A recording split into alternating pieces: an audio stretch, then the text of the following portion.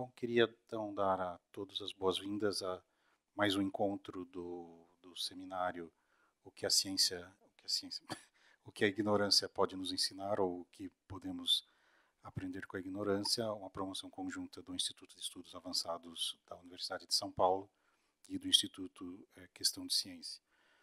Eu tenho antes de dar início, tenho alguns avisos aqui ao público, avisar que estamos ao vivo no site www.iea.usp.br/ao vivo, e as perguntas deverão ser feitas ao microfone, as perguntas da plateia, e a pessoa, por favor, se identifique.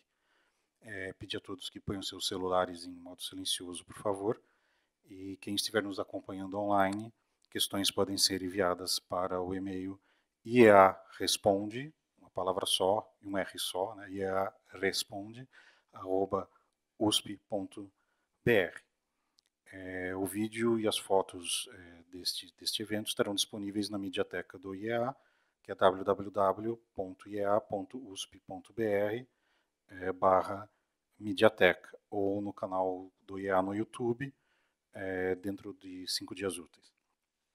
Bom, o nosso convidado desse encontro é o professor Ronaldo Pilatti, do Instituto de Psicologia da Universidade de Brasília.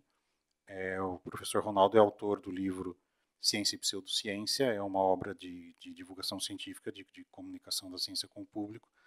É um dos poucos, ou talvez o único, livro escrito originalmente por um autor brasileiro, disponível no Brasil, a tratar de questões de vieses cognitivos e como nós mentimos para nós mesmos, né, ao fim e ao cabo. Como a gente faz com todos os palestrantes, o professor Pilatti recebeu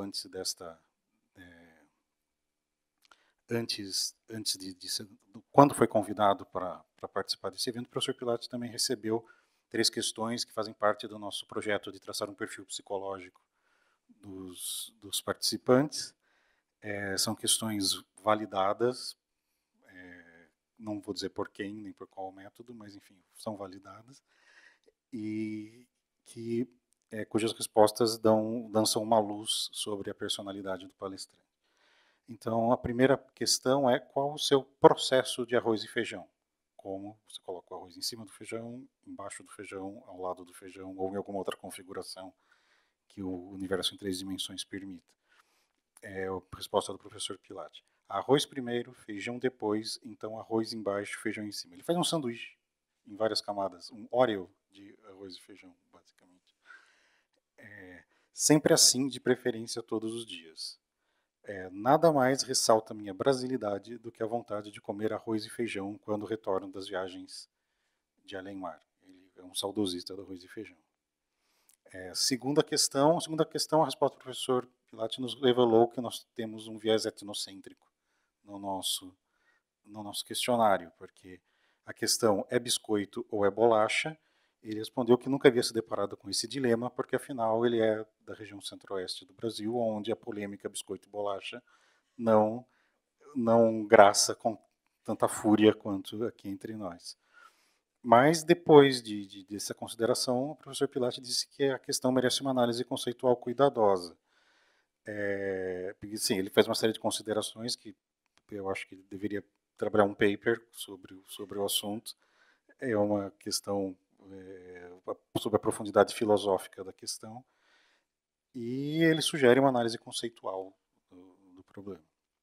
Terceira questão é: o cachorro-quente pode ser considerado um sanduíche ou não, e por quê? O professor Pilatti encontrou uma solução criativa para essa questão, embora discorde de alguns nossos palestrantes anteriores. Ele diz que é um sanduíche com um nome próprio. Tem um tanto de possíveis recheios envoltos no envelope de pão. Então, sem muita dúvida, é um sanduíche. Mas como para certas coisas devemos comê-las e não fazer outra coisa? A resposta a esta pergunta me remete a um aforismo que tem sido muito negligenciado. Ele cita Wittgenstein, que mais uma vez mostra que essas perguntas podem dar margem a trabalhos científicos com revisão pelos pares.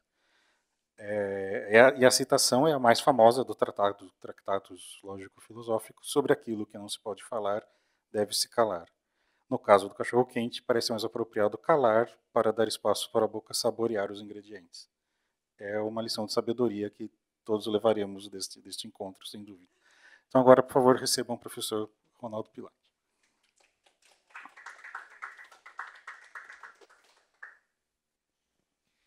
Bom, boa tarde a todos.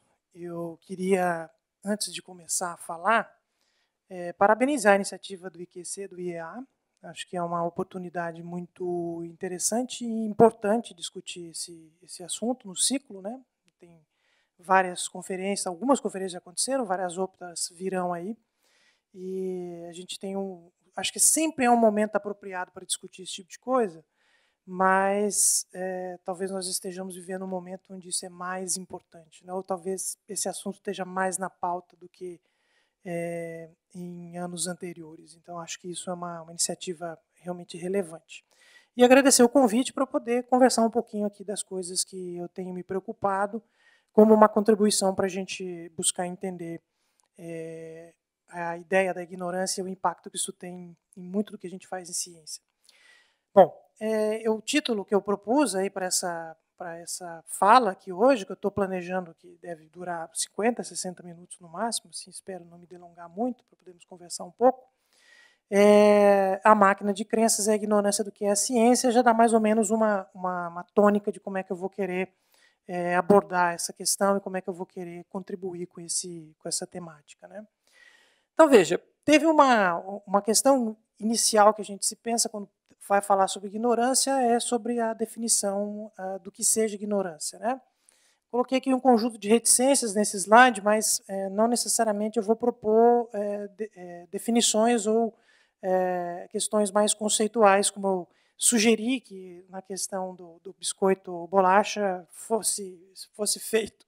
No caso da ignorância, eu não vou abordar, porque eu considero que em palestras anteriores isso já foi abordado, muito bem abordado.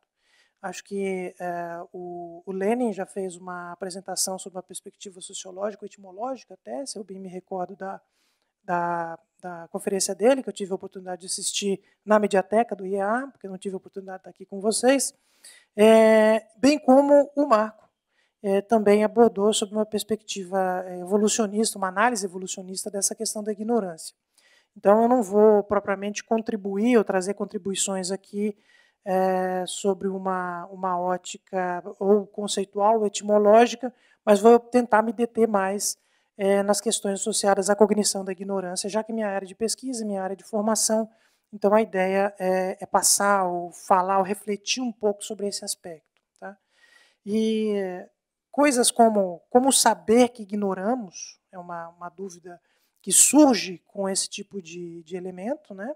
Bem como, e uma coisa muito importante nesse contexto, que eu acho que motiva muito dos comportamentos e dos confrontos, é como que a gente justifica que não ignora, né? Como é que a gente reconhece ou assume a ignorância, se é que nós fazemos isso, assumimos efetivamente a ignorância que temos sobre as coisas que nós tentamos entender no mundo que está à nossa volta. E sobre nós mesmos, né? Até certo ponto, é também uma possibilidade associada a essas questões. Então, eu estou me propondo aqui a refletir, trazer um pouco de elementos da literatura recente das pesquisas cognitivas, em ciência cognitiva de maneira geral, ciências comportamentais de maneira geral, mas que usam uma matriz de compreensão cognitiva do comportamento humano, para a gente poder avançar e dar elementos para a gente tentar dar um passo à frente, que eu acho que esse é um elemento muito importante nesse contexto. Então, a ideia é, em princípio, apresentar alguns elementos de diagnóstico, ou seja, interpretar e entender esse mecanismo de compreensão do mundo, da cognição humana, e, por outro lado, sugerir um conjunto de ações a serem desenvolvidas para a gente enfrentar o problema. Então, a apresentação está organizada dessa maneira, com essas duas grandes temáticas, né, as duas grandes ações. Antes de começar a falar propriamente da temática, digamos assim, dos elementos que eu vou trazer para vocês, eu achei por bem trazer essa frase do Daniel Kahneman. Esse grifo aí é meu, tá? Eu que grifei e negritei essa parte, mas que dá um mote relevante de como é que eu acho importante a gente abordar esse assunto, né? Então, o Kahneman, que é um psicólogo cognitivista, às vezes se classifica como psicólogo social. Ele ganhou o Prêmio Nobel de Economia de 2002, dadas as suas contribuições fundamentais sobre julgamento e tomada de decisão, que impactou a área da economia enormemente. De certa forma, foi o criador do que se passou a nomear de economia comportamental, que é uma área que está na moda, inclusive nos cursos de economia, mas que basicamente não existia antes das proposições, daquilo que ele permitiu para os estudos de tomada de decisão, não só na psicologia, mas na economia desenvolverem, né? Ele estuda esse conjunto de processos e fala sobre incerteza, né? Então ele tenta entender tomada de decisão com base em incerteza. Boa parte da sua obra está focada nisso. E ele fala sobre nosso excesso de confiança naquilo que a gente acha que sabe, e a nossa aparente incapacidade em admitir a extensão do que a gente ignora, no final das contas. E esse entendimento, esse mote, que eu acho que essa frase do Kahneman ela sintetiza, está na base de muito do que a gente pode utilizar de ferramenta empírica e teórica também, mas evidentemente aplicada, para a gente tentar caminhar um pouco na tentativa de diminuição dos problemas que a ignorância, ou talvez que o excesso de confiança sobre o que a gente acha que sabe, ela pode produzir nas ações humanas e nas interações humanas, né? Então, esse é um ponto de partida que eu acho interessante e que está dentro da linha do que eu costumo julgar, ou chamar de principal modelo de compreensão da cognição humana contemporânea, né? Mas vamos lá. Por que máquina de crenças? O que é que eu quero dizer quando me refiro à ideia de máquina de crenças, né? Os seres humanos como máquinas de crenças, né? Nós temos um conjunto de características evoluídas, e aí Marco está aqui para me corrigir se eu falar muita besteira do ponto de vista evolutivo, mas um conjunto de características evolutivas que ele nos dá a possibilidade, nos deu a possibilidade de desenvolver uma série de capacidades, por exemplo, como a capacidade de busca de explicações, de identificação de elementos do ambiente que expliquem causas e ocorrências de comportamento, né? Ou então outros fenômenos e outros eventos, ou de grupos de pessoas, enfim, a nossa cognição ela evoluiu para isso. Então, a busca por explicações é algo fundamental na maneira como a cognição ela funciona, é uma motivação importante humana buscar ou tentar identificar a causalidade do conjunto de ações. Então, a gente produz, evidentemente, um conjunto de crenças, por exemplo, que são formas de eu tentar descrever ou produzir explicações que me dê identificação de causalidade dos elementos que estão no ambiente, né? E a noção de padronicidade, que tem pelo menos um autor que eu conheço, que é um autor de divulgação também, que imagino que a maior parte de vocês conheçam, que é o Michael Shermer.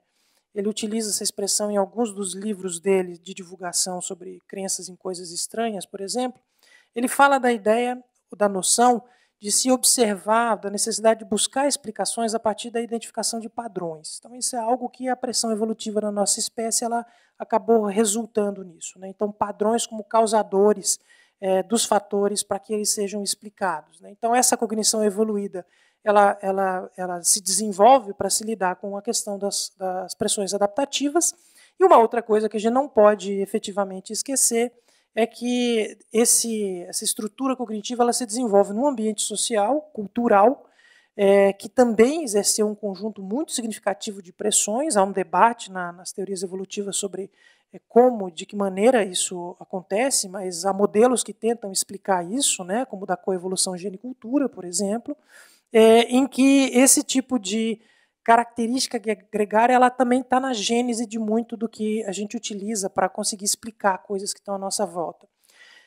Nesse particular, a ideia de norma social, eu acho que ela é muito importante para a gente entender, ou para exemplificar, que essa cognição ela não está acontecendo propriamente no vácuo das relações sociais. Então, a explicação de eventos ou fatores a partir das interações sociais, elas também são uma parte importante desse mecanismo de construção de crenças e construção de explicações.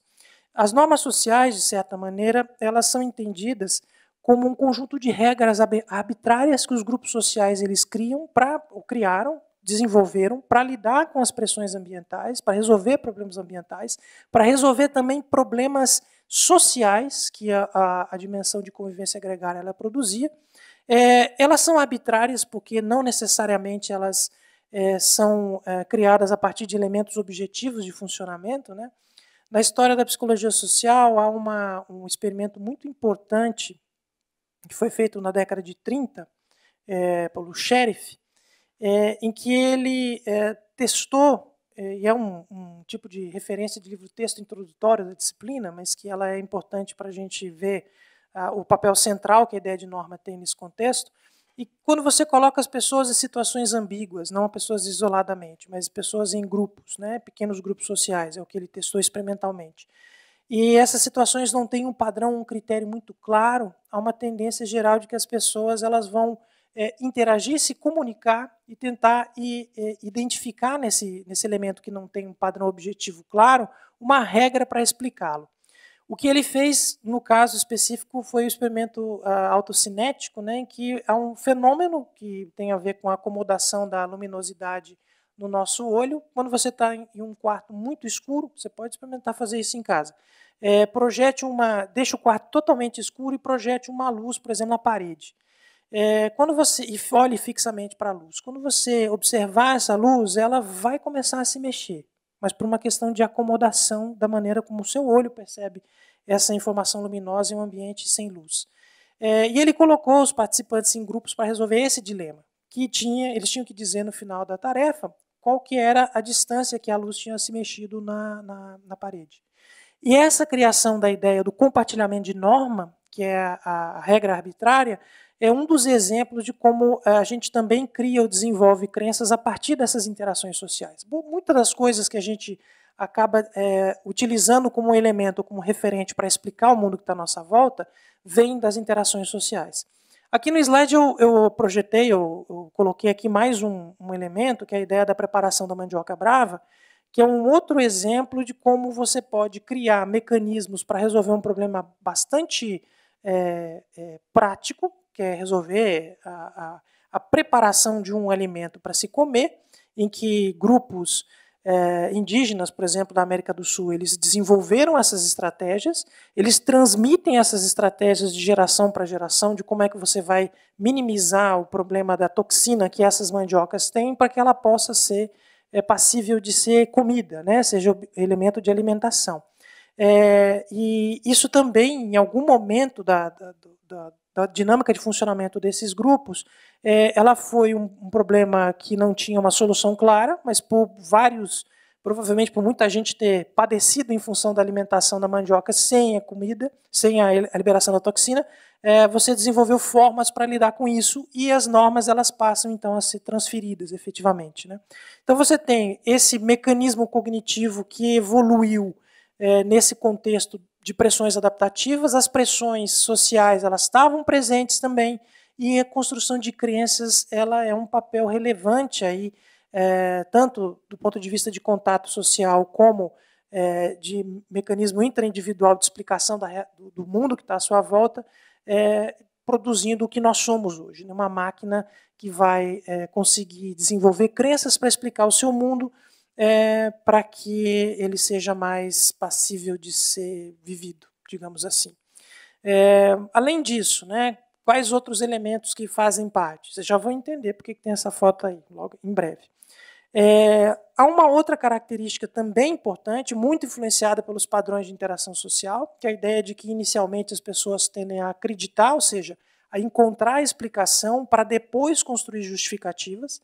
É claro que a separação entre essas duas coisas, a depender do tipo de crença que eu estou me referindo, isso não é necessariamente tão clara, essa separação ou essa distinção, mas é muito usual a justificativa ser algo posterior, e a ciência, a psicologia e os estudos recentes têm demonstrado que há muitos mecanismos e processos humanos que tendem a acontecer, ao resultado dele acontecer antes, propriamente, da justificativa do entendimento racional dele ser produzido, né? Então, há uma possibilidade real disso, né?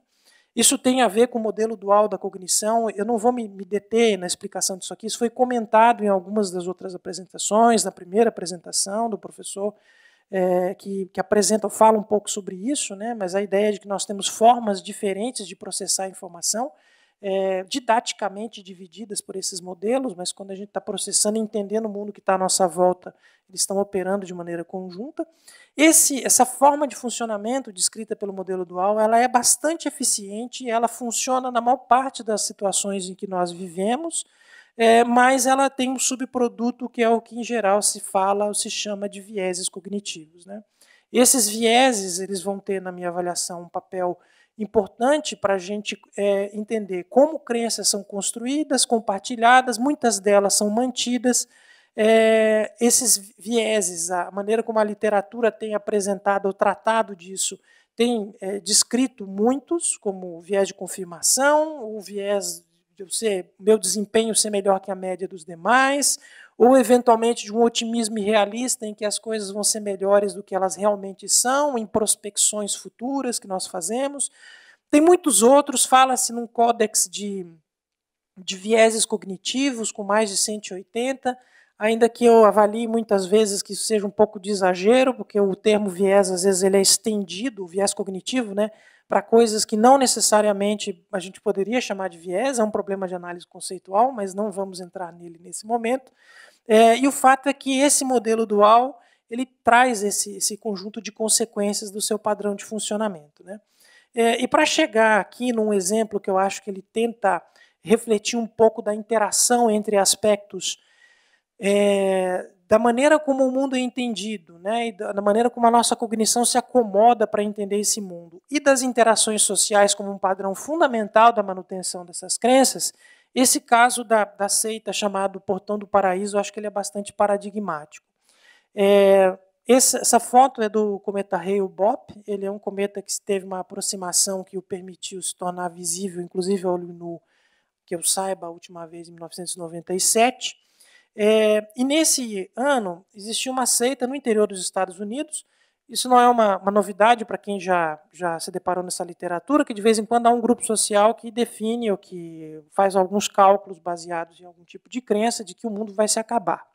E eles tinham essa crença também, de que a Terra, o mundo como nós o conhecemos, ele se deixaria de existir em uma data específica, e associavam a essa crença a possibilidade de salvação a partir de uma nave espacial, de um conjunto, uma espécie superior, que ela estaria acompanhando esse cometa que, pela aproximação dele da Terra, permitiria que aqueles que se juntassem à seita poderiam ser salvos por conta disso, né? Por conta dessa crença compartilhada. Bom, o fato é que, nesse caso, em 97, houve 4 integrantes dessa seita que eles tiveram uma ideia, que foi a de produzir evidências sobre a crença. A comunidade estava instalada no interior de uma cidade interiorana, então era numa região, uma fazenda, se eu não me engane, numa cidade pequena norte-americana. Eles tiveram que se deslocar para poder ir até a cidade mais próxima, que tinha um comércio um pouco maior, para poder botar em prática o plano de procurar evidências sobre a crença. E eles compraram, então, um telescópio, voltaram para a fazenda, montaram o equipamento e miraram no cometa, e a hipótese deles era de que eles conseguiriam enxergar a espaçonave, efetivamente. Bom, o que aconteceu? Evidentemente que eles não chegaram à espaçonave. Eles conseguiram apontar, identificaram um cometa, mas não conseguiram ver vestígios do que eles gostariam de ver, né? Aí o ouvinte aqui, o telespectador, se tem alguém me assistindo aqui, ou que vai assistir essa conferência, pode imaginar, bom, mas com base na evidência de que não havia uma confirmação das suas crenças, talvez eles tenham abandonado a seita, mudado de ideia. Não foi essa a solução que eles deram, né? Eles colocaram o equipamento de volta na caixa, entraram no carro, voltaram para a loja, entregaram o equipamento para o proprietário lá da loja e pediram dinheiro de volta, porque concluíram que o telescópio não funcionava. Tá? O que eu quero exemplificar com isso? É que, na verdade, esse conjunto de vieses, essa forma de funcionamento, e nesse caso específico, desse exemplo da seita do Portal do Paraíso, você tem um elemento de validação social muito importante. Então, a crença ela é validada socialmente, né? E você tem um custo alto, eventualmente, em abrir mão disso. Então, o nosso sistema, a maneira como a cognição funciona, ela pode encontrar várias formas diferentes para tentar acomodar uma incompatibilidade, por exemplo, entre crença e evidência. No caso desse grupo, eles estabeleceram uma forma de reduzir esse eventual desconforto em função da modificação do sistema de crença. E eu vou atribuir um problema ao equipamento para dizer, olha, está lá, eu não vi, o problema é desse equipamento. Então eu peço o dinheiro de volta. E é uma maneira desse conjunto de elementos que podem eventualmente se tornar desequilibrados ganharem equilíbrio de novo. É claro que tem uma série de questões aí que entram em jogo para a gente compreender esse mecanismo. É claro que há crenças que são mais ou menos importantes para cada um de nós, tem coisas que são mais centrais ou mais relevantes que eu vou precisar ter um exercício maior para encontrar equilíbrio, mas o fato é que esses desequilíbrios, em geral, vão nos motivar a buscar, a encontrar equilíbrios, e esse equilíbrio ele pode ser encontrado por estratégias diferenciadas. Eu vou falar um pouco mais na frente, mas no caso desses, do Portal do Paraíso, a forma deles resolverem isso foi efetivamente assumir que era um problema no equipamento, e não na crença deles. É importante também ressaltar, chamar a atenção aqui, que esses vieses e a maneira como a gente tem que entender isso, porque muitas vezes as pessoas podem imaginar, mas quem faz parte de um grupo, de uma seita, é uma pessoa que ela tem uma característica totalmente diferente das demais, só são uns poucos, né? O fato é que essa explicação de achar que é uma questão de característica individual, ela é simplista demais para a gente poder efetivamente entender como é que esses mecanismos funcionam. Então não dá para a gente atribuir somente a uma característica particular, uma diferença individual particular que leva pessoas a se filiarem e acreditarem em crenças como essas de seitas, né, por exemplo. A gente tem que ir um pouco mais além disso. Além desse mecanismo dos vieses cognitivos, desses eventuais desvios de entendimento que a cognição ela pode produzir em nós, em qualquer ser humano, nós também temos um conjunto de motivações ou necessidades que elas são relevantes, digamos assim, como uma metáfora não tão precisa, mas como uma ação, uma produção de energia para que as pessoas, de fato, façam uso das suas estratégias cognitivas para entender o mundo que está à sua volta. Na literatura de psicologia social, a gente nomeia isso de motivações ou necessidades básicas, né? E algumas delas eu acho que elas são bastante relevantes aqui, que a gente deve levar em consideração para entender como as crenças são desenvolvidas e como elas são mantidas, né? A primeira é uma necessidade de explicações que sejam acuradas. Entenda aqui que a acurácia não é necessariamente algo que, a partir de uma validação externa, eu diga que aquilo que eu uso para explicar o mundo, ele é preciso para explicar o mundo. Mas ele pode ser uma validade aparente. Por exemplo, ele pode ser uma validade encontrada no grupo de referência social. Então, você informar que o instrumento não era acurado, no caso da seita do Portal do Paraíso, e atribuir a ele o problema, é uma maneira de ter uma crença que seja acurada o suficiente para manter a crença que você possuía. Nesse sentido, a ideia de acurácia. É uma avaliação de que o que eu utilizo para explicar o mundo é acurado. É claro que tem coisas que eu construo crenças sobre coisas que eu tenho uma validação externa meio que imediata, mas muitas outras não. E aí você vai ter um outro mecanismo para avaliar que aquilo que você tem de crença é algo acurado. A outra ideia da consistência, que eu já comentei aqui, o exemplo das diferenças de cognição. Então, eu tenho a crença que a espaçonave está no rabo do cometa. Eu não observo evidências sobre isso. Qual que é a minha solução? Há um problema no equipamento. Isso é uma maneira de buscar consistência entre crenças. A minha crença, essa especificamente, ela não foi falseada, né? A ideia de fechamento, ou need for closure, como a gente nomeia na literatura, que é a ideia de que nós temos uma demanda psicológica ou cognitiva, digamos assim, para explicações que sejam finalísticas, ou seja, que elas deem respostas que sejam completas, digamos assim, que elas não sejam incompletas. E isso também tem a ver com a ideia de estabilidade e o apelo que crenças infalíveis elas acabam tendo para essa cognição, porque elas permitem predições estáveis, nas quais aquilo que eu utilizo para explicar os meus referentes do mundo que está à minha volta, elas não mudem de tempos em tempos, o que é psicologicamente desconfortável, crenças que não são estáveis. Então, essas motivações elas são importantes e são um motor aí relevante de como esse mecanismo psicológico, com os seus vieses, ele acaba funcionando e operando. Bom, mas dito tudo isso, a gente pode imaginar assim, mas será que pessoas bem treinadas, muito racionais, os céticas, digamos assim, elas são vacinadas em relação a esses vieses? Bom, não é bem assim. A coisa é um pouco mais complicada do que isso. Quando a gente se depara, por exemplo, com um ganhador do Prêmio Nobel, que você considera um cientista bem treinado, em princípio uma pessoa treinada do ponto de vista do ceticismo que ela alimenta sobre o que está à volta dela, ao ponto dela desenvolver uma pesquisa que seja reconhecida pelo principal prêmio, o prêmio mais famoso do reconhecimento de qualquer cientista. Então, alguém que, em princípio, tem um treinamento bastante sofisticado, mas quando o nobelista considera que, por exemplo, o relato de pessoas abduzidas é uma evidência da existência de vida extraterrestre.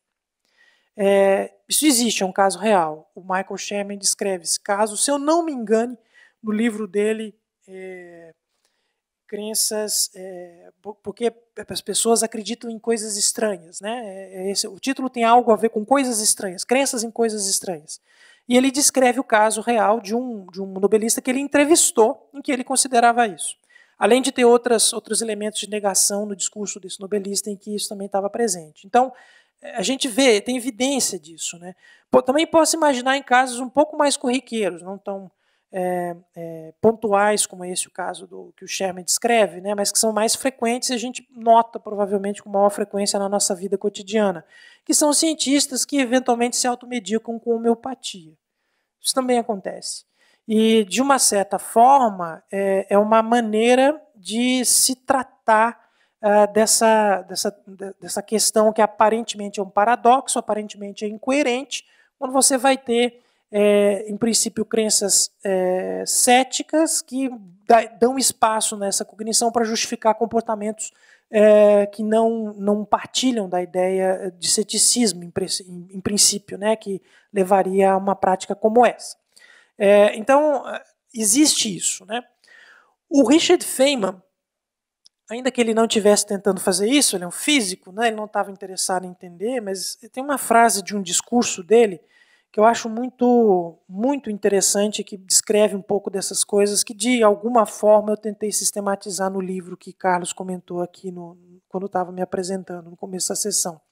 Ele fala que acredito que deveríamos exigir que os outros tentassem obter para si, dentro da sua cabeça, um quadro mais coerente de seu mundo, que não se dessem ao luxo de ter o cérebro cortado em 4 partes, ou mesmo em 2, e de um lado acreditam nisso, do outro acreditam naquilo, mas nunca tentarem comparar os 2 pontos de vista. Então, o Feynman ele meio que descreve de uma maneira intuitiva o que, de certa forma, a gente entende quando estuda a cognição desses mecanismos, a cognição das crenças, sobre esses processos de incoerência que muitas vezes crenças elas podem existir e coabitar na estrutura cognitiva das pessoas. E de uma maneira bastante focada nisso, a proposição da ideia do que eu nomeei de escaninhos mentais, ela está associada a uma forma de tentar entender como essas crenças podem ser perfeitamente compatíveis dentro de cognições, das nossas cognições, das cognições das pessoas de maneira geral. Né? Primeira questão, o escaninho mental seria mais um viés? Não gostaria de chamá-lo dessa maneira. Né? Acho que já está meio... O códex aí com 180 descritos está bastante razoável. Né? Eu prefiro entender ele como uma aplicação conceitual de um conjunto de processos de funcionamento da cognição que permitem acomodar crenças desequilibradas. Mas eu não acho necessariamente que seja um viés, porque senão a gente vai acabar reduzindo a cognição a viés. Né? E não é isso, a coisa é um pouquinho mais complicada. É um mecanismo de equilíbrio cognitivo que está baseado, então, nos princípios e nas teorias de equilíbrio, né, que elas são bastante importantes no campo, especialmente da psicologia social, mas também de outras áreas de entendimento do comportamento humano, né. Tem a ver, então, com a descrição de como é que crenças inconsistentes elas podem, efetivamente, habitar a mesma cognição e elas são resolvidas. Quando eu falo em habitar, é porque, como eu já disse, há um desconforto gerado sobre crenças e a ideia é de que há necessidade, as teorias dizem isso, há necessidade de busca de equilíbrio dessas crenças, né? E os escaninhos, na minha opinião, eles servem como uma estratégia para que essa inconsistência não gere problemas dessa estrutura cognitiva que busca congruência, né? Então, em geral, essa inconsistência ela vai motivar a busca de congruência, e uma das maneiras, que eu acho que aí é a operação principal da ideia dos escaninhos, é que quando eu acrescento novas cognições, elas permitem ou dão um espaço para que eu consiga manter crenças incompatíveis sobre objetos de explicação do mundo que está à minha volta. Então, julgo que isso é a forma como os escaninhos operam para resolver isso. A justificativa de um comportamento, como por exemplo, eu me automedico com homeopatia. Legal, mas homeopatia não é propriamente... Não vou nem entrar no mérito da questão da homeopatia ser reconhecida por muita gente como uma prática científica, reconhecida até pelo conselho profissional. Não vou entrar no mérito, tá? Mas vamos supor que a pessoa que está se automedicando conheça ou saiba que a homeopatia é uma prática que não tem nenhum tipo de evidência de funcionamento como remédio, como medicamento. Tá? Só que ela faz uso, então ela se automedica, mesmo sabendo disso. Bom, eu sou um cientista e eu sei que não tem efeito, é o caso aqui que eu estou exemplificando. Mas qual que é o problema? Eu fui ao meu médico, eu tenho um problema alérgico, o meu médico me prescreveu uma medicação e ela também não está funcionando. Então eu tenho um problema prático para resolver. O que eu faço? Bom, vou ao médico homeopata e peço a descrição de algum tipo de medicamento homeopático.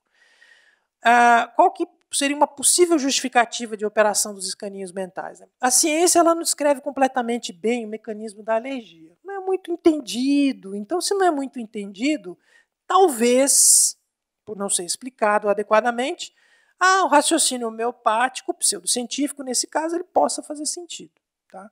Então, a ideia de a operação de escaninhos mentais criados, ele está mais ou menos no limiar, né, do que eu considero que é conhecimento científico, aquilo que extrapola o conhecimento científico, há aqui um medicamento que supostamente resolve essa questão, então eu justifico tomar a homeopatia, me automedicar com a homeopatia, como uma forma de eventualmente resolver um desequilíbrio cognitivo que eu tenha pelo fato de usar uma coisa que eu mesmo acredito ou sei que ela não tem efeito. Então, a ideia dos escaninhos seria em resolver questões associadas a isso. E veja, muitas das crenças que as pessoas nutrem, elas são fruto desse tipo de funcionamento, de estrutura cognitiva, né? E na minha avaliação, esse processo de busca de equilíbrio exerce um papel relevante para a gente entender a criação de crenças, e muitas vezes os escaninhos aí vão nos ajudar a fazer com que a gente entenda que é possível compartimentalizar domínios cognitivos diferentes, que vão, por exemplo, ser organizados de maneira temática, que vão permitir que eu equilibre as cognições. Então, se a ciência não funciona, não explica direito, é possível que eu faça uso disso, mesmo sabendo dos resultados científicos da homeopatia que não funcionem, mas eu crio uma dimensão daquilo, aquilo que a ciência ainda não sabe, então pode ser que uma técnica alternativa saiba, né, e por isso eu faço uso. Né. Um outro tema que eu acho que é relevante nesse contexto, exploro isso um pouco mais também no livro, a ideia de magistérios não interferentes, que eu acho que é uma contribuição que o Stephen Jay Gould ele trouxe, mas que ele acaba criando uma justificativa bastante relevante para as pessoas combinarem sistemas de crença distintos, na minha avaliação, como, por exemplo, a ideia de crenças científicas e não científicas. Então, ele permite um espaço de acomodação, quando eu falo em magistérios não interferentes, então magistério científico ou magistério religioso, fazendo com que esse tipo de crença eles ganhem espaços e, eventualmente, eles deem possibilidade de que as pessoas mantenham crenças que muitas vezes elas são diferentes. A gente sempre pensa nos limiares disso, né? Então, como fica, por exemplo, a ideia vamos aqui imaginar, da evolução da espécie humana no contexto de um conjunto de crenças religiosas. Quando eu crio a ideia de magistérios não interferentes, de certa forma eu crio argumentos ou elementos para a construção de justificativas para a manutenção de crenças que têm um caráter bastante diferenciado. A gente poderia identificar vários temas que criariam escaninhos diferentes. Talvez os indivíduos tenham esquemas ou temas muito particulares que eles desenvolvem para problemas particulares, para eles resolverem as crenças particulares que eles possuem. Muitas dessas crenças e esses temas podem ser criados e oriundos do ponto de vista social. Difícil a gente separar onde começa um e onde termina o outro. Mas a ideia geral é que a construção de temas diferenciados permite o funcionamento de um processo como o dos escaninhos mentais, ele propõe a descrever. Voltando ao caso do nobelista de química, né, uma possível justificativa meu tema é química, eu sou nobelista em química. Então, um relato de pessoas abduzidas eu considero como evidência. A ideia da especialidade, acho que Lenin discutiu bastante isso aqui, acho interessante isso também. A ideia da especialidade é uma forma também de eu poder estabelecer isso, né? Então, eu não sou especialista naquele assunto. Então, eu vou considerar que o relato do ufólogo que entrevistou o abduzido é suficiente como crença de evidência. Agora, se for para falar de química, a gente discute sobre ciência, né? Mais ou menos essa questão. Esse é o ponto, e eu acho que é assim que parte desses mecanismos ele funciona. Claro, estou usando aqui exemplos de casos mais extremados para tentar apresentar, mas, de novo, né, nem todas as crenças são tão centrais ou tão importantes, algumas têm importância menor, e a maneira como a busca desse equilíbrio ela acontece, ela vai operar de uma forma distinta, dependendo da centralidade ou da importância desse tipo de questão. Bom, e como combater, então, a ignorância científica especificamente, já que é uma questão cara, acho que cara esse ciclo e cara no debate atual, né? Acho que, antes de tudo, a gente precisa criar um diagnóstico com um panorama mais claro de quais são os elementos que, por exemplo, motivam o negacionismo científico. Isso é um fator fundamental. Na minha avaliação, ainda não temos totalmente claro todos os mecanismos relevantes que a gente precisa levar em consideração para entender esse fenômeno, né? Então, primeiro, a compreensão desses mecanismos cognitivos ele vai ser um ponto de partida. A gente sabe muito em cognição, mas me parece que a gente produz pouco quando eu foco no desenvolvimento de crenças sobre a negação científica, por exemplo, a negação das evidências ou dos fatos científicos. E a gente precisa pesquisar isso mais, tá?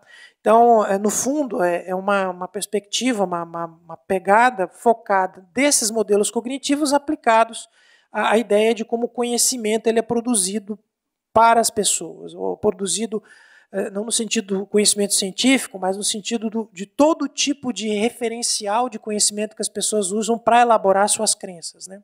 E, por sua vez, se eu compreendo a maneira como essa cognição do conhecimento ela se desenvolve, eu também tenho elementos para entender como é que a cognição do não conhecimento ela também se desenvolve, como ela se mantém, né? Crenças daquilo que eu não conheço, né? Então, eu acho que isso é um elemento relevante, né? Mas uma compreensão cognitiva, como eu já falei aqui, de maneira até repetida, ela não é necessariamente suficiente porque eu tenho que levar em consideração outros fatores. Tem um fenômeno que tem sido muito estudado recentemente por psicólogos, economistas e outros profissionais interessados nessa temática, que é a ideia do nível de reflexividade cognitiva, tá? Que está aí nomeado como CRT. O que é esse fenômeno, esse processo?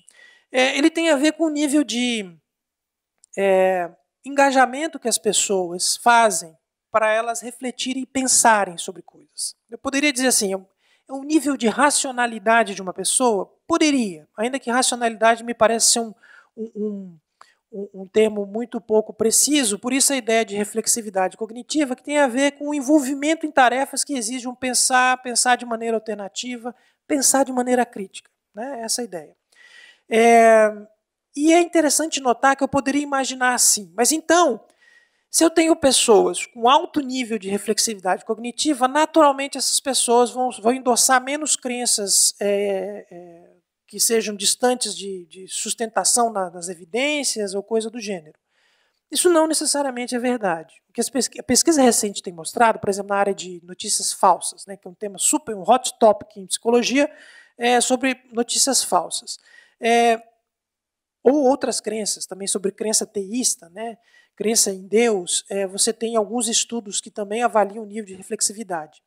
E o que tem que ser notado é que a reflexividade, indivíduos que sustentam crenças que não têm fundamentos em evidências, eles podem ter, e tem muitos deles, alto nível de reflexividade. Podem elaborar cognitivamente de maneira muito focada, ser muito bons nisso. Acho que aqui eu tenho um último tópico para exemplificar isso. Muitos terraplanistas têm um alto nível de CRT. Eles refletem muito sobre os elementos, inclusive para conseguir justificar suas crenças em um ambiente que é bastante, digamos, eles nadam contra a corrente, né, porque são uma minoria. E você tem, então, uma interação desses elementos com o ambiente social, por exemplo, que os indivíduos estão. Então, simplesmente imaginar que pode ser um raciocínio bastante frequente de que indivíduos altos em reflexividade cognitiva, eles são pouco adeptos a construir e elaborarem crenças sem fundamentos em evidências, isso não necessariamente é verdade. Eu não posso entender de maneira simplificada isso, porque há um conjunto de fatores que vão moderar essas relações. Porque muitas vezes ele precisa de um alto nível de reflexividade para justificar as próprias crenças.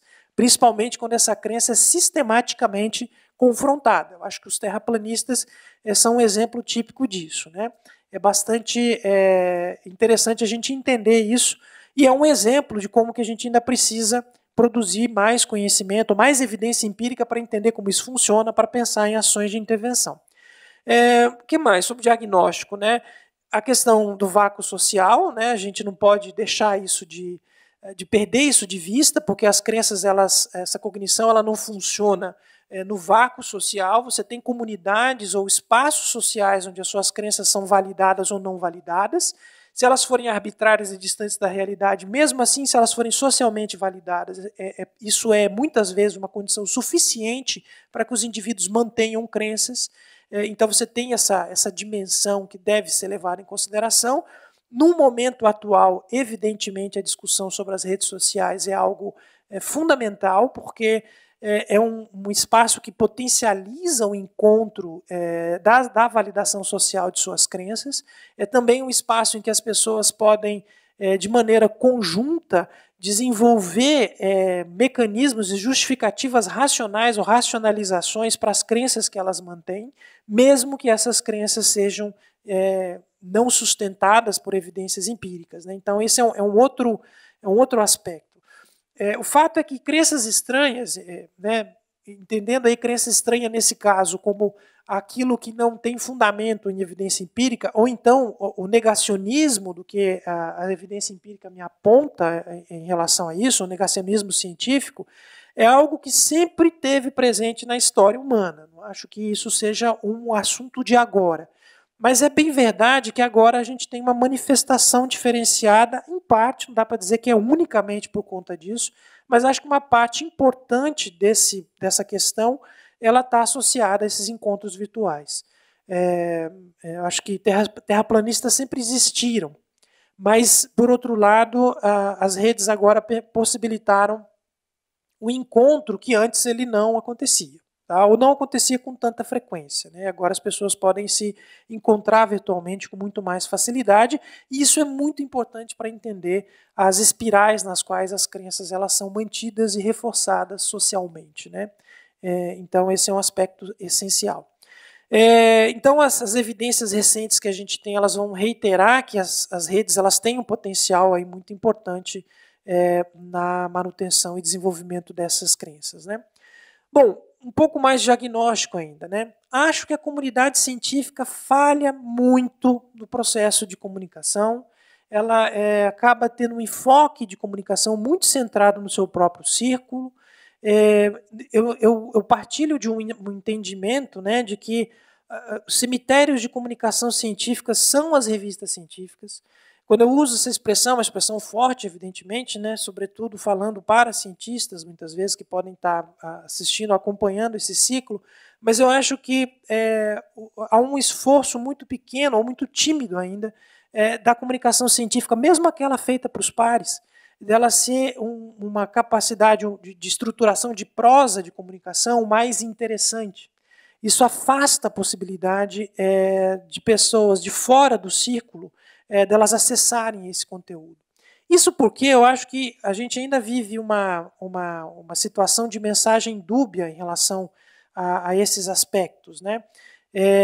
E acho que a gente ainda continua formando os cientistas para eles se comunicarem com uma lógica de divulgação do seu produto, que era aquele ainda centrado na ideia de que as revistas científicas são aqueles objetos que ficam nas prateleiras das bibliotecas universitárias e que elas são acessadas quando as pessoas estão lá fisicamente. Hoje em dia não é mais assim, né? Hoje em dia está ao alcance dos cliques de um botão ou de toques no aparelho celular essa informação. Então, o público potencial é muito maior. E eu digo em cemitérios de comunicação porque elas acaba sendo uma comunicação que ela é muito cerceante do ponto de vista de quem é que você espera que leia. Outra coisa que eu acho que ela é muito problemática também, que a gente tem que encarar como uma questão a ser resolvida, é a ideia da mensagem dúbia da ciência, né? A noção, por exemplo, o fato, né, de conselhos validarem pseudociência é péssimo, porque você dá um recado que ele não é bom, né? Práticas reconhecidamente pseudocientíficas são práticas profissionais reconhecidas também. Então você não está dando para a população em geral um recado claro, na verdade é um recado dúbio, né, do que é que caracterizaria conhecimento científico. Isso dá espaço para a construção de muitas justificativas, né? Eu acho que isso é um elemento importante, inclusive de validação social. Nós temos também as universidades dando informações dúbias muitas vezes, né? Patrocinando cursos de ações pseudocientíficas claras, né? Dentro da academia, então, a gente também tem isso. Acho que são mensagens dúbias que são passadas e há que se tratar isso com cuidado. Eu não estou aqui querendo dizer, porque muitas vezes a mensagem dúbia é passada na esteira do argumento de que a academia, é um local em que você deve ter espaço para todo tipo de pergunta. Eu não duvido disso. A gente tem que ter liberdade de pensar efetivamente e liberdade de fazer pesquisa. Isso é efetivamente fundamental. Mas o problema maior é que muitas vezes você tem elementos em que já se adiciona o prefixo pseudo, ou seja, a gente já sabe que é um raciocínio pseudocientífico, mas que ainda assim, com base nesse argumento de que tudo pode ser pesquisado, essas práticas elas são propagadas, às vezes são alvo de cursos de formação, ou tem unidades de pesquisa sobre astrologia, né, dentro da universidade, o que é um grande problema, porque sabe-se efetivamente que isso é uma pseudociência em função da quantidade de dados produzidos e da incapacidade dela fazer o que se propõe a fazer. Então, tem que se tomar um pouco de cuidado, mas, por outro lado, eu acho que a universidade, a academia, o centro de pesquisa tem que trabalhar para dar mensagens mais claras sobre o que é referente acadêmico. Já que as pessoas utilizam muito da informação da autoridade institucional, por exemplo, para definir o consumo de informação que elas têm. Então, a universidade é uma referência, sem dúvida nenhuma. E as pessoas vão usar isso como referência. Então, a gente tem que trabalhar de forma a diminuir a dubiedade desse tipo de mensagem que é dado para a população em geral. Bom, os mitos científicos também é um outro grande problema que a gente tem nesse meio sobre a negação das crenças científicas, né? Há evidências ou estudos que apontam, por exemplo, que por mais que seja uma informação falaciosa ou mentirosa, quando ela está associada a uma ideia neurocientífica, as pessoas tendem a acreditar mais naquilo. A evidência empírica na área de psicologia que aponta isso, né? Quando você traveste aquela informação e diz que é o resultado de uma pesquisa neurocientífica, a tendência das pessoas, em geral, acreditarem é maior quando você tem o mesmo resultado, mas você não o qualifica desse jeito. Isso dá, evidentemente, espaço para a criação dos neuromitos e esses neuromitos serem tão persuasivos, né? Tanta gente acreditando em coisas relativas a partes do cérebro quando ele é particionado e coisas do gênero, né?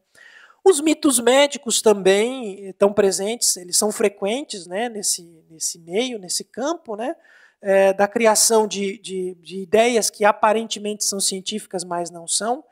Bom, e sem entrar no mérito da questão dos quânticos, aí, né? Quanto qualificativos quânticos que as pessoas atribuem a algo que, na verdade, são tentativas de travestir com características científicas uma informação que é ou pseudocientífica, ou paracientífica, ou protocientífica, ou absolutamente não tem nada a ver com ciência. Mas você, quando coloca o qualificador, você potencializa a possibilidade das pessoas, em geral leigas no assunto do qualificativo, né, elas acreditarem que aquilo é uma informação científica, né? Então, esse é um problema também que a gente tem que reconhecer que existe e tem que pensar em formas de se trabalhar. Mitos médicos, né? Beber água, 2 litros de água por dia. Quem que nunca ouviu essa recomendação médica, né? Para todas as pessoas, em qualquer condição, vira aquele tipo de ideia, né, mitológica que você escuta de maneira recorrente em muitos ambientes e contextos sociais diferentes, mas a evidência empírica recente, não tão recente, mas ela aponta que, na verdade, é uma recomendação genérica inútil, porque, no final das contas, você tem condições especiais ou variações de condições, inclusive pessoas que morreram por ingerir água demais, porque diluíram demasiadamente os seus líquidos internos, né? Então, você tem esse tipo de ideia que acaba reforçando muito que as pessoas atribuem ou associam um estereótipo, um rótulo científico de informações que, na verdade, não são científicas, ou não têm respaldo, pelo menos, nas evidências, né? E a gente chegou a um ponto que eu acho isso o cúmulo, né? E eu vou terminar o diagnóstico por aqui, porque eu acho que nós chegamos a esse ponto, né? Da gente ter que falar de psicologia, medicina, enfim, pode falar de todas as outras áreas que talvez elas tenham se preocupado recentemente nisso, né, em qualificar que elas sejam baseadas em evidências. Mas veja, por que eu acho isso cúmulo? Porque não é um pleonasmo. Se eu estou fazendo efetivamente raciocínio científico, eu estou dizendo que o meu conhecimento ele tem base científica, então, supostamente, eu estou associando a ideia de que ele é fundamentado em evidências produzidas. Por isso que ele ganha esse qualificativo. Mas a gente chegou a um ponto na academia moderna, isso não é um problema nosso, brasileiro, isso é um problema mundial, né? E que você tem que diferenciar utilizando um qualificativo baseado em evidência daquilo que supostamente é uma ciência não baseada em evidência. Então, o que a gente está falando? E isso é um problema muito sério, porque eu acho importante que a discussão exista, mas eu acho que é importante a gente pensar nas motivações dessa discussão. Então, a que ponto que a ciência chegou para ter que, dentro dela mesma, se qualificar em uma que é baseada em evidência, isso indica que existe outra que não é baseada em evidência, mas também é chamada de ciência. Temos um problema nisso, né? Eu acho que a gente precisa encarar isso com a característica que isso efetivamente tem. Tá? Então, é um cenário que nos ajuda a entender por que a ignorância científica ela existe. O que a gente poderia fazer de ações, então, para tentar minimizar isso, partindo para o lado um pouquinho, talvez, mais prático nisso, né? Acho que a primeira questão que a gente tem que ter em mente é que discussões confrontativas, para você poder reverter um pouco do quadro e fazer com que as pessoas desenvolvam, por exemplo, crenças fundamentadas em evidências ou crenças científicas, é entender que quando a gente discute confrontativamente, a gente não tem um bom nível de efetividade para resolver o problema, né? A ideia do escárnio também, né, de você dizer, mas isso é uma bobagem, né? Você vai entrar nas redes sociais, nos grupos das coisas que acreditam, têm crenças pseudocientíficas e vai lá denegrir as pessoas, xingá-las, enfim, isso não vai existir. Fazer o escárnio não vai. Vai produzir outros fenômenos psicológicos, as pessoas vão gerar reatância em relação a isso e vão tender a se arraigar mais as crenças que elas já têm para convalidar. Vocês já viram que os mecanismos são vários, a maneira como a gente poderia lidar com isso, tem várias estratégias que nós utilizamos para equilibrar as nossas crenças. Então, eu posso simplesmente devolver o telescópio e a coisa está resolvida. Ou eu posso, eventualmente, eliminar aquele cara chato do grupo lá que eu controlo e aí está tudo resolvido. Então, a gente não consegue resolver dessa maneira, né? Discussões confrontativas, onde os argumentos eles são confrontados, você tem uma tendência também aos indivíduos se arraigarem mais nas crenças que elas têm, sobretudo se aquele é um assunto muito importante ou central, né, para ela. Como a gente diz em psicologia social, é central para o self dela, é um elemento importante de sua autodefinição. A gente tem que tentar usar, na verdade, alguns meios alternativos de persuasão. Sobretudo quando você vai trabalhar ou tratar com pessoas que estão desenvolvendo hipóteses de negação científica. E me parece que o meio importante ou mais alternativo é enfatizar na discussão sobre a ideia de evidência, não apenas o resultado da evidência em si, mas no entendimento, no significado da ideia de evidência. Porque é relativamente frequente se notar que, mesmo em círculos negacionistas, a noção de evidência, que eu estou baseando a minha informação com base em evidência, né, ela também está presente. Aí eu acho que tem que ter uma discussão associada à ideia da magnitude e da qualificação do que efetivamente seja evidência. É bastante claro, se eu for por uma região relativamente aberta e observar o horizonte, que eu não consiga ver a curvatura do planeta, né? Agora, para alguns ou para muitos que negam ou têm crenças científicas de negação, por exemplo, da esfericidade do planeta, essa informação da sua visualização é uma evidência. Então, o que a gente precisa efetivamente focar como elemento persuasivo? Na qualificação do que seja uma evidência, efetivamente, né? E a gente tem que desenvolver métodos para tentar lidar com isso. Mas é claro que só faz sentido, esse tipo de ideia só vai funcionar se existir abertura a se discutir isso, né? Se os grupos eles estão fechados em acreditar em si mesmo, há um pouco de dificuldade em se trabalhar com esse tipo de estratégia que eu estou chamando de uma persuasão mais indireta, né? Bom, uma visão aberta da comunicação científica nas revistas científicas, né? Cada cientista deveria se esforçar, pelo menos, para que a introdução e a conclusão do seu trabalho fosse capaz de ser entendida por qualquer pessoa alfabetizada. Eu acho que isso é uma postura muito importante, porque é uma possibilidade de abrir a conversa na fonte pela qual o debate científico acontece, que é a publicação nas revistas científicas. Eu não estou nem aqui defendendo a ideia de que a lógica da comunicação para os pares ela deva deixar de existir, não é isso. Mas ela deve continuar existindo, mas, por outro lado, o cientista tem que estar aberto a ter uma comunicação efetivamente aberta, né? O acesso às revistas hoje é muito facilitado. Não estou falando a todas, mas aquelas, por exemplo, de acesso aberto, para qualquer pessoa que tem acesso à internet, ela é capaz de chegar no artigo que você publicou. Então, o público potencial é muito diferente daquele aluno de pós-graduação que vai para a biblioteca pegar na prateleira a revista que um dia esteve lá. O momento de comunicação é diferente, e me parece que isso é um potencial enorme, que pela maneira de se comunicar da ciência está muito subutilizado. Eu tenho um autor que eu gosto muito, que é o Steven Pinker, imagino que alguns de vocês já tenham ouvido falar nele, ele tem alguns livros de divulgação publicados, ele tem um manual de escrita, né? Ele ensina as pessoas a escreverem. Eu gosto muito desse manual dele, recomendo a leitura e a aplicação do que ele ali sugere. E ele faz uma metáfora, e eu acho que os cientistas não conseguiram enxergar isso ainda, né? De que você encontrar novos leitores, isso é para um escritor algo mais ou menos semelhante a um pedestre que encontra notas de $100 perdidas na calçada, entende? R$100, né? Porque você tem uma possibilidade de chegar a mais pessoas se você tiver uma comunicação que seja aberta a mais pessoas. Então, minimamente, a gente deveria pensar nisso. E isso não é isso que eu estou falando aqui, não é algo necessariamente novo. Há vários periódicos que estão adotando uma postura editorial muito clara em relação a isso, em que a ideia da comunicação científica ela seja também aberta, né? Muito mais do que tradicionalmente as áreas elas fazem. Então, essa questão, né, o acesso às revistas está muito amplo atualmente e a gente deve aproveitar esse potencial, que eu acho que isso é um potencial importante para a minimização também de toda a ignorância aí presente da negação científica, especialmente. Né?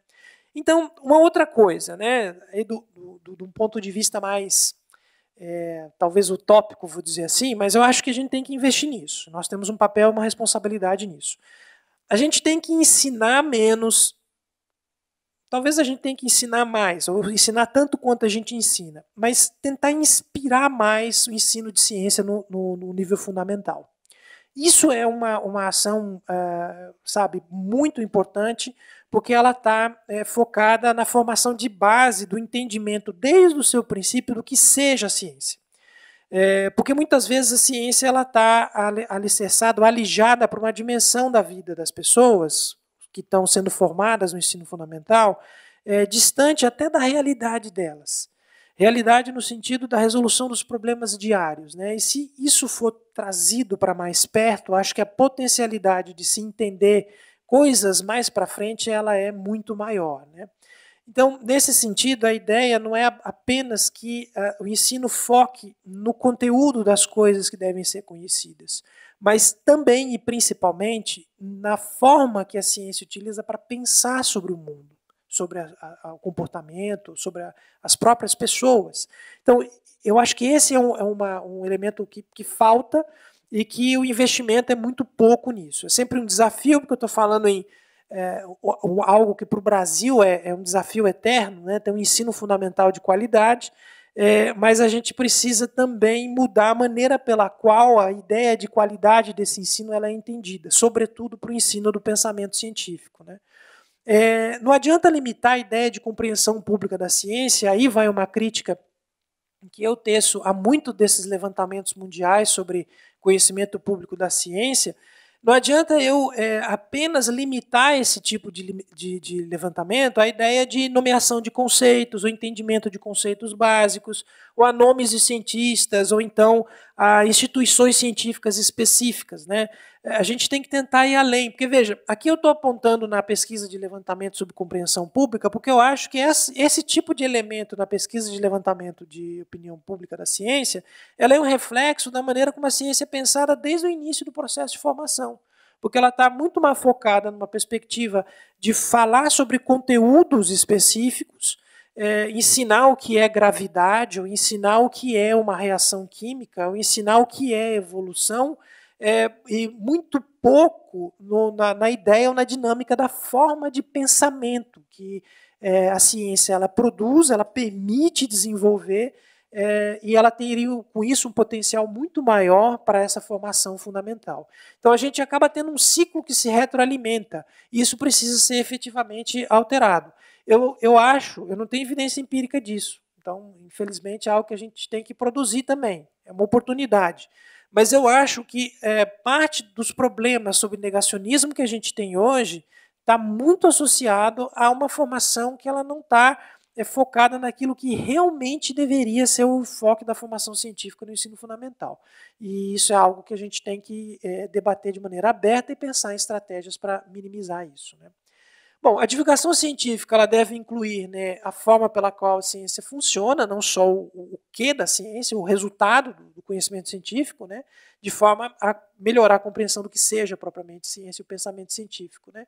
E a ideia do uso da internet, eu acho que ela é algo potencial, a ocupação desses espaços virtuais, não é uma solução, porque são milhares de espaços, né, todo mundo hoje tem o seu microblog para falar sobre o que pensa, não há mais a ideia editorial por trás disso, mas, por outro lado, é um espaço que ele tem que ser mais bem utilizado. E os cientistas deveriam se envolver mais nessa tarefa, né? E não delegar, porque eu acho, sinceramente, que a ideia da delegação para profissionais específicos tem um papel importante em algumas dimensões, mas julgo que os cientistas deveriam se focar nisso. Uma pergunta para se refletir, que eu acho que é um indicador disso. Quantos cursos de mestrado e doutorado no Brasil se preocupam em formar em divulgação científica os seus futuros pesquisadores? O meu programa de pós-graduação não faz isso. Não tenho lá uma disciplina, uma cadeia de pensamento lá para você formar competência sobre isso. Os que eu conheço da minha instituição, da UNB, também não sei dizer de nenhum. E isso é um indicador de como isso é algo de segunda importância, né? E não deveria ser. Porque esse tipo de aeração, que eu acho que cada cientista poderia produzir, é que nos ajudaria a combater um pouco mais essa dimensão de ignorância que está aí presente. As ideias precisam circular mais, elas ainda estão muito restritas, né? E o enfoque na ideia das evidências, como eu já comentei. No final das contas, e para concluir, acho que eu estourei um pouquinho 60 minutos, mas se lográssemos, né, ao menos, formar futuras gerações que saibam que a ciência tem essa finalidade aqui, de garantir que a natureza não nos leve a pensar que a gente sabe algo que efetivamente a gente não sabe, que é uma frase do Robert Pirsig, num livro com um nome bastante curioso, né, Zen, a Arte da Manutenção de Motocicletas, mas que fala muito sobre pensamento científico, foi um clássico da década de 1970. Eu, infelizmente, que eu li esse livro muito tarde na minha vida, eu li ele com 17 anos de idade, e para mim foi uma descoberta muito interessante de um pensamento filosófico racional, né, que eu não tinha tido acesso, e sem dúvida nenhuma ele foi uma das inspirações que chegaram no final do meu ensino fundamental. Então, eu acho que esse tipo de possibilidade de encarar muito mais como desenvolver uma forma de pensar e efetivamente focar o ensino fundamental nisso é algo que pode nos ajudar em muito a combater essa onda de ignorância e obscurantismo, né, até certo ponto, um negacionismo científico que a gente tem vivido em épocas recentes. Tá? Então, era isso daí. Agora estou à disposição de vocês para quem quiser questionar, perguntar, criticar. Estou aí para vocês.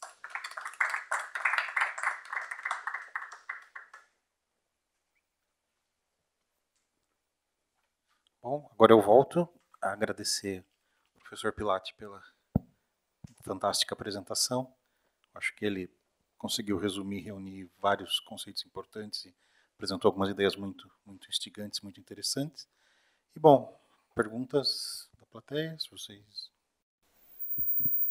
Opa, por favor.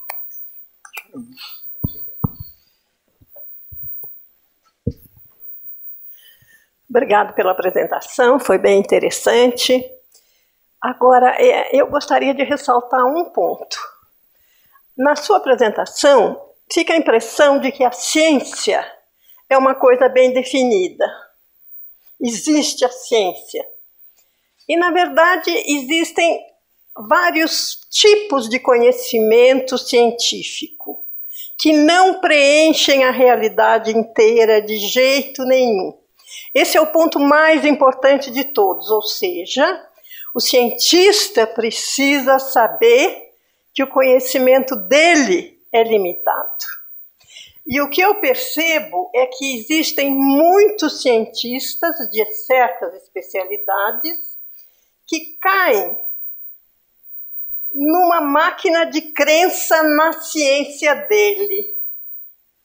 E isso é muito perigoso, porque ele tem N argumentos de que aquela ciência dele realmente é a verdade. E ele não tem abertura nenhuma para ver que aquilo que ele está chamando de ciência é uma coisa pequena da realidade que não engloba de jeito nenhum toda a realidade. Eu sou física.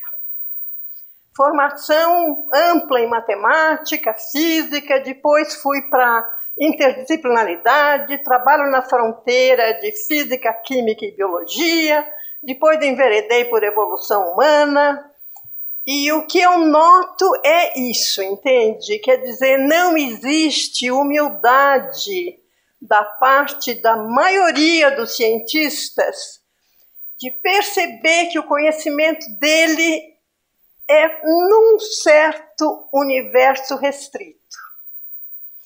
E isso, por que existem ramos diferentes? Tem as ciências exatas, as ciências da vida e as ciências humanas.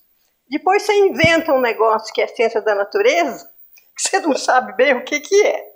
Porque o que está bem definido são as exatas. E aí vem o problema. O que é uma evidência? Não existe uma evidência em ciência. ponto mais crítico é o dualismo entre teoria e experiência. Porque se você acredita em matemática, você tem a ilusão de que você é cientista. Porque você tem uma teoria matemática que pode não ter nada a ver com a realidade. Então, eu vou parar por aqui, mas principalmente a vida é desconhecida. Indo do lado das exatas, você chega em biologia molecular. E isso é razoavelmente bem conhecido. Mas a vida, a medicina, sabe? Empírico. Professor, pode manifestar. Professora, não sei o seu nome, desculpe. Lia, professora Lia. Veja, eu acho que é uma questão, ela é complicada, né? Porque esse cientista também tem um cérebro, uma cognição com uma necessidade de fechamento, né? E de completude. E o que eu estou trazendo, apontando aqui, veja, inclusive esse cientista que tem essa cognição, ele precisa, pelo menos, ter consciência de que a sua cognição ela funciona assim. Não tem, eu concordo. Eu acho que a gente acaba se encastelando em muitas coisas. Já tem outros elementos que a gente tem que levar em consideração, né? A carreira acadêmica é uma carreira que reforça muitas vaidades, né? Você tem proposições, às vezes, que cientistas passam décadas defendendo porque a carreira dele está construída sobre aquilo. Tem uma série de outros problemas do ponto de vista de como a ciência se organiza também. Mas talvez o maior alento que a gente deveria tratar ou ter como consciência sobre isso, e como reflexão, até para a formação de gerações de cientistas, nosso papel como orientadores, como professores, né, e formação de cientistas, é que, primeiro, o teu conhecimento ele pode efetivamente ser por mais que inovador que você produza, e por mais respaldado nas evidências que ele tenha, ainda assim ele provavelmente é impreciso e imperfeito, e talvez alguém mais para frente vai te apontar isso. Eu acho que esse é um aspecto, que é a ideia da falibilidade do próprio conhecimento científico. Se assumir isso. Acho que esse é um aspecto importante. E o segundo, e eu uso essa metáfora, né? Eu falo assim, olha, os fenômenos, eles não estão nem aí para a disciplinaridade que a gente criou na academia. Absolutamente, eles não estão nem aí. Eles simplesmente acontecem, eles ocorrem, e no fundo, quando a gente fala dessa questão da disciplinaridade, que a senhora comentou, a gente está criando caixinhas para uma organização administrativa, de certa forma, da universidade, por tradições de formação, mas que elas acabam só tendo como finalidade isso. Porque quando eu quero entender aquele fenômeno particularmente, essa disciplinaridade ela não faz nenhuma diferença no final das contas. Talvez faça porque você vai ter um nível de especialidade que, quando você realmente consegue trabalhar de maneira interdisciplinar, você consegue ter contribuições para avançar conhecimento, né? Mas é um dilema que a gente vive. Eu vejo a única saída para isso é se refletir sobre essa questão. Ela não pode ser um assunto escamoteado também, né? Mas depende dos cientistas fazerem.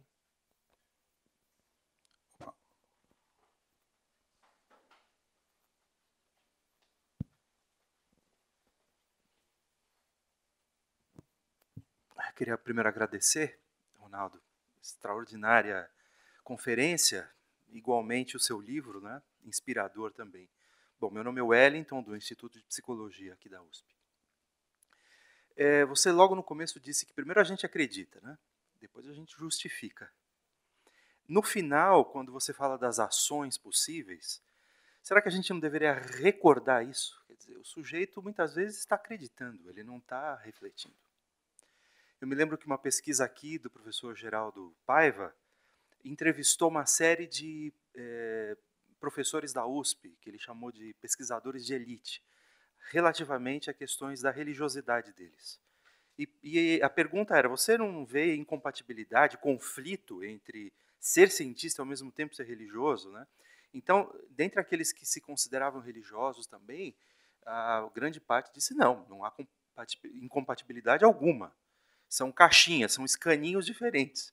Por outro lado, muitos se voltavam para o professor geral e diziam assim, mas eu nunca pensei nisso. Então, a questão é que talvez o incômodo, a incompatibilidade venha depois da pergunta. Não é? Então, será que, como ação, não há que se pensar primeiro, portanto, em algo assim? Você já pensou nisso? Quer dizer, porque é praticamente automático, né? Pelo mecanismo, esse viés da tentativa de busca de compreensão, de causas, etc., que a gente não se interrogue cognitivamente, mas explique de algum modo para depois refletir. Então, a questão do pensamento crítico, quer dizer, estimular o pensamento crítico, tipo uma escola de pensamento crítico, uma disciplina, há métodos, há já manuais para isso. Será que isso não ajudaria, inclusive, a compreender essas diferenças, né, relativas a como a evidência pode ser fundamentada? E a segunda coisa é só uma provocação também no sentido epistemológico, né? Quer dizer, nós convivemos com colegas que são ou analistas do comportamento, fenomenologistas e também psicanalistas, né? Qual é a mensagem tipo, ciência é isso? Vamos trabalhar em conjunto? Dá para fazer isso? Excelente provocação, Elton. Obrigado pelas colocações. Vamos começar pela primeira. Sem dúvida, você produzir o pensamento para que, eventualmente, estados de dissonância, né, eles possam ser criados é fundamental. E é interessante que as pessoas acabem, nesse exemplo que você deu, né, da pesquisa do professor Geraldo, você tem uma situação de produzir a reflexão somente a partir do momento que você está perguntando sobre aquilo. Os indivíduos nunca tiveram, os que responderam assim, julgo eu, nenhum tipo de elemento de produção de conflito e que isso tenha sido relevante para eles resolverem qualquer coisa. A minha pergunta viria, será que depois, como é que eles fizeram? Eles podem ter resolvido da forma que eles sempre resolveram a vida toda, do tipo, não, mas são assuntos diferentes, eu não tenho nem que me preocupar com isso. Que essa é uma solução também possível, né? Agora, eu não acho que, eu não consigo ver que a saída para a gente pensar sobre isso seja ensinar pensamento crítico. De certa forma, essa proposta aqui de um ensino fundamental que inspire mais do que repasse conteúdos, né, o foco na aprendizagem de conteúdos, ela está associada a isso, porque ensinar pensamento científico é ensinar pensamento crítico até certo ponto. E eu acho que há possibilidade de inserção disso, mas também não acho que essa seja uma solução completa, uma panaceia de solução única que a gente vai conseguir resolver as questões somente por conta disso. As frentes são várias outras que a gente deveria se deter a elas, né? Várias diferentes e simultâneas para tentar lidar com essa dificuldade. Agora, sobre a segunda questão, que eu acho que tem uma relação com a primeira, é um exemplo, a própria área da psicologia é um exemplo disso, né? Você vai ter várias profissionais com filiações do que se chama, em geral, abordagens diferentes, em que você nota entre elas um grau razoavelmente grande, e mais entre umas do que outras, de incompatibilidade até da ideia do que é que você chama, o que você define como ciência, né? Eu tendo a ser, lembrando um pouco a pergunta da professora anterior, a utilizar, até como uma estratégia, meio um recurso argumentativo na divulgação científica, né, utilizar como principal critério a ideia de falseação, de falseacionismo, de falsificação de ideias. Então, se uma ideia não é possível, ela não é uma pergunta a ser feita. E aí, lembrando Wittgenstein, no Tratactus, você cala sobre aquilo, você não tem que falar sobre aquilo. Mas é claro que eu também assumo a ideia e a argumentação que esse critério único ele seja um pouco complicado de demarcar o que é ciência e não é ciência, né? Os 70, 80 anos depois da lógica da pesquisa científica do Popper mostraram isso para a gente. Então, é difícil se não houver abertura, mesmo com profissionais que se definam de maneira tão distinta, né? Mas precisa haver abertura, efetivamente, para você poder, pelo menos, dialogar, né? E criar oportunidades de produção conjunta. Agora, de novo, esse aspecto das áreas e abordagens, no caso específico da psicologia, mas isso acontece em outras áreas também, eu acho que tem muito a ver com a organização social da academia, né? Você tem espaços, os espaços foram criados, você tem recurso associado a isso, e as pessoas estão querendo cuidar do pirão delas, né? No fundo tem isso. Mas o fenômeno não está nem aí para isso. Né?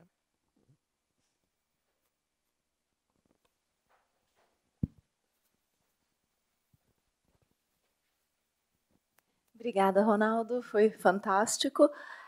Sobre a comunicação da ciência ser valorizada dentro das universidades, que é um assunto que também é muito caro para mim, você sabe, eu tenho a impressão, e eu queria a sua opinião disso e a sua visão da sua universidade, da UNB, porque aqui na USP o que eu tenho visto é uma espécie de confusão entre como vamos fomentar a divulgação científica dentro da universidade. Então, eu vejo iniciativas para que a divulgação seja valorizada, mas eu vejo essas iniciativas talvez num caminho muito enviesado, querendo formar profissionais de comunicação científica, e não a comunicação como parte da formação do cientista, que é como eu entendo que ela é mais importante.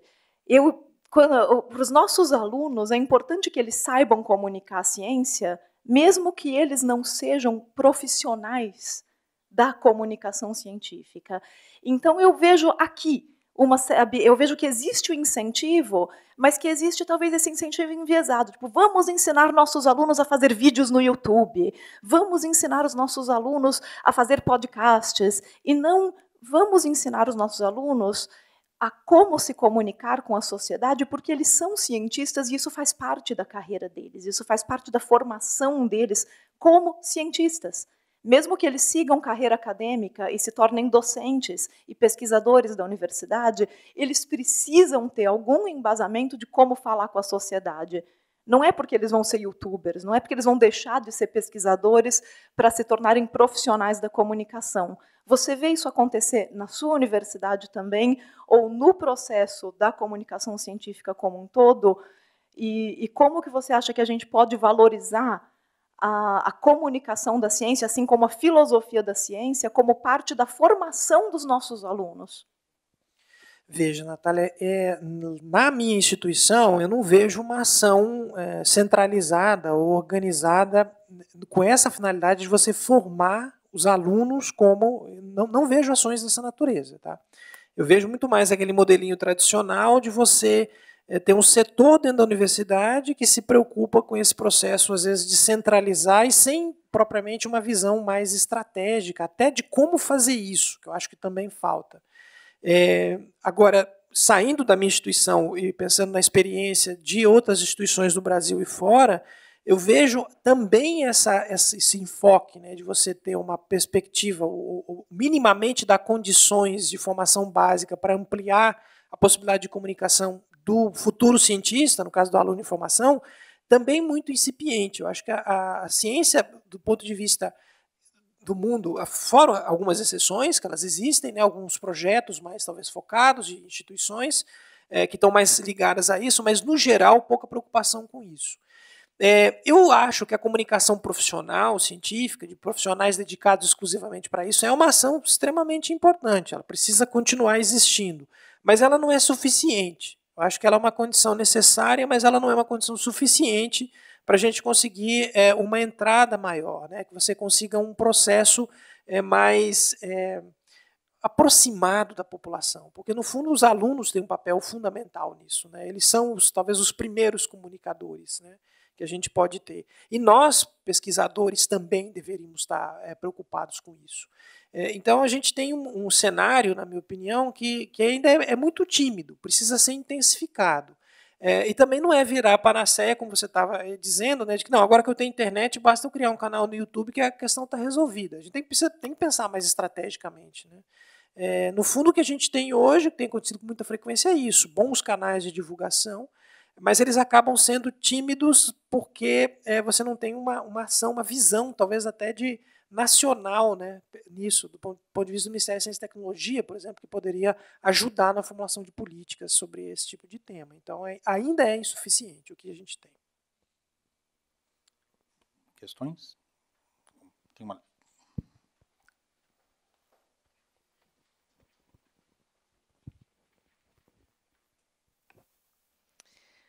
Roberto, obrigada pela sua apresentação. Gostei muito do modo como você estrutura uma série de coisas que a gente tem falado, e é sempre bom ver essa organização, porque muitas vezes a gente vai falando dessas coisas e não estrutura assim numa sequência que eu achei muito lógica, muito interessante para a gente, né, trabalhar, pensar e discutir essas questões. Voltando um pouquinho, né, no que estava sendo dito antes, mas no início dessa sessão de perguntas, eu fiquei me perguntando aqui, e aí também é uma provocação também, né, sobre a questão por que a gente se incomoda com o que é feito com o substantivo ciência, né, que acaba adjetivando, né, o científico, o saber científico provado cientificamente, que é usado constantemente para validação de uma série de coisas que não necessariamente fazem parte do arcabouço científico da ciência, né, em suas várias vertentes, né, como a professora estava dizendo, né. Então, eu fiquei pensando nisso, né, por que as pessoas buscam validação na ciência, endeusando a ciência como um saber privilegiado que serve como um distintivo de validade para uma série de coisas, né. Então eu vejo que muitas práticas, muitas ideias, elas buscam essa validação, né, como a gente vê, por exemplo, nos filmes publicitários, né. Ah, porque pesquisas foram feitas e mostram que este produto é melhor do que aquele, ou sei lá, né, porque vai por um viés assim, como se você estivesse dando a palavra final de validação de alguma coisa que, então, é embasada na ciência, como se a gente estivesse vivendo um momento iluminista tardio em que a ciência fosse dar conta do final. Então, eu fico me perguntando se os outros tipos de saberes, né, o saber filosófico, artístico, religioso, etc., não ganham uma... Na verdade, não perdem em valorização e aí começam a tentar sobreviver e se mostrar agarrando nesse outro tipo de saber que começa a ser endeusado e se coloca, né, como aquele que vai dar validade não só para as ideias, quanto para as pessoas que estão divulgando determinadas ideias, né, como se fosse um distintivo assim como uma distinção, né, propriamente, né. Então, a minha pergunta é essa: você acha que a gente vive um momento, ou viveu um momento de tão supervalorização da ciência, que aí acaba sendo como um meio de salvar esses outros saberes, de tentarem se colocar em evidência? Não sei se eu fui clara na minha pergunta, mas, enfim, queria saber o que você pensa a respeito disso. Perfeito. Eu queria começar a responder essa pergunta falando sobre aproximação, né? Porque, no fundo, eu particularmente acho que o motivo que a gente faz ciência, por mais que ela seja uma estratégia muito boa para melhorar a qualidade de vida da humanidade sobre o planeta, ou até fora dele, sei lá, é porque você tem uma motivação que ela é muito semelhante na minha avaliação, porque que o artista pinta o quadro, porque que o compositor compõe a música, né? Então, a finalidade, eu acho que ela é muito próxima, tá? E isso, às vezes, é uma coisa que as pessoas não conseguem perceber, né? Essa similaridade.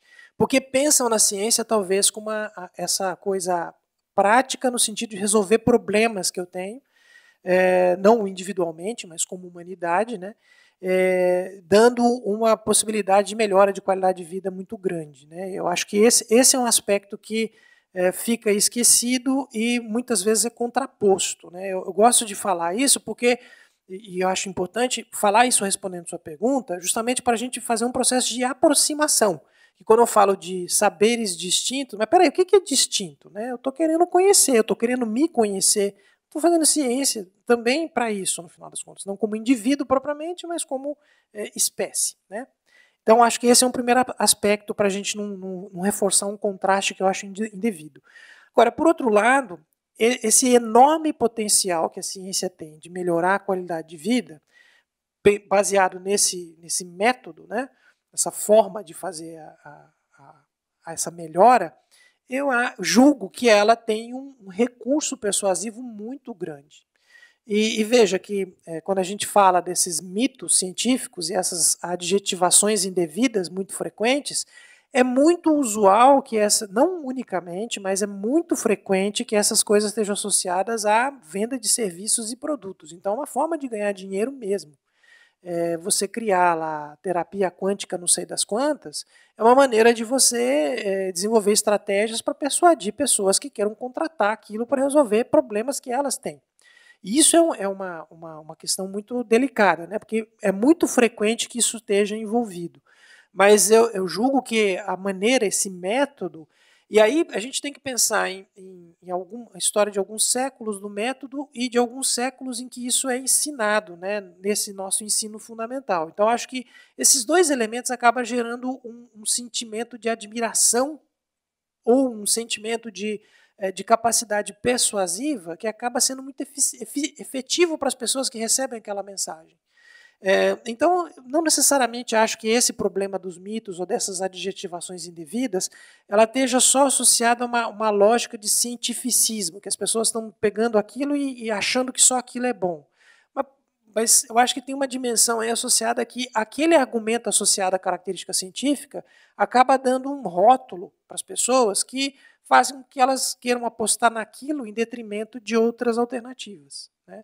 E veja, eu estou falando disso por uma sociedade nossa, como a brasileira, né? Assim, com as características que a gente tem. Mas ainda assim a gente tem limites aí onde muitas pessoas são impelidas a escolher, né? E essas escolhas podem não ser necessariamente pela ciência. Eu estou falando aí de uma maneira muito ampla sobre várias coisas de tomada de decisão na vida de qualquer um de nós, que ela não se limita apenas a decisões dessa natureza. Mas especificamente sobre essa questão da adjetivação de coisas que não deveria ter o adjetivo científico, eu acho que ela está muito associada a um mercado, no amplo sentido do termo, que acaba persuadindo consumidores. Eu acho que é uma parcela importante disso está associada a isso. Tá?